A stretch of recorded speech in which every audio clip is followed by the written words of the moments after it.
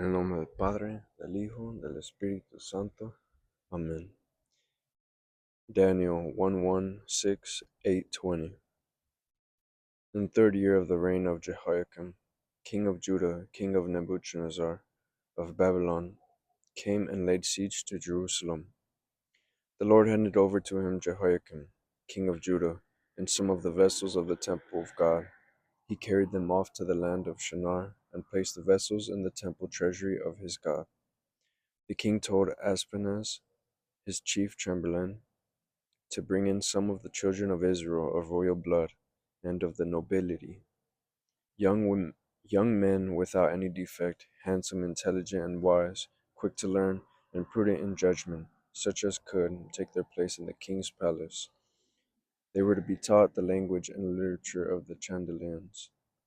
After 3 years' training, they were to enter the king's service. The king allotted them a daily portion of food and wine from the royal table. Among these were men of Judah: Daniel, Hananiah, Mishael, and Azariah. But Daniel was resolved not to defile himself with the king's food or wine, so he begged the chief chamberlain to spare him this defilement. Though God had given Daniel the favor and sympathy of the chief chamberlain, he nevertheless said to Daniel, "I am afraid of my lord, the king. It is he who allotted your food and drink. If he says that you look wretched by comparison with the other young men of your age, you will endanger my life with the king." Then Daniel said to the steward, whom the chief chamberlain had put in charge of Daniel, Hananiah, Mishael, and Azariah, "Please test your servants for 10 days. Give us vegetables to eat and water to drink. Then see how we look in comparison with the other young men who eat from the royal table, and treat your servants according to what you see." He acceded to this request and tested them for 10 days. After 10 days, they looked healthier and better fed than any of the young men who ate from the royal table. So the steward continued to take away the food and wine. They were to receive and gave them vegetables. To these 4 young men, God gave knowledge and proficiency in all literature and science, and to Daniel the understanding of all visions and dreams. At the end of the time the king had specified for their preparation, the chief chamberlain brought them before Nebuchadnezzar.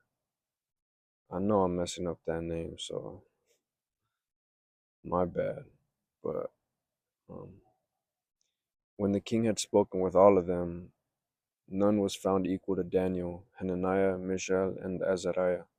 And so they entered the king's service. In any question of wisdom or prudence which the king put to them, he found them 10 times better than all the magicians and enchanters in his kingdom. Daniel 3:52. Blessed are you, O Lord, the God of our fathers, praiseworthy and exalted above all forever. And blessed is your holy and glorious name, praiseworthy and exalted above for all ages. Blessed are you in the temple of your holy glory, praiseworthy and glorious above all forever. Blessed are you on the throne of your kingdom, praiseworthy and exalted above all forever. Blessed are you who look into the depths from your throne upon the cherubim, praiseworthy and exalted above all forever.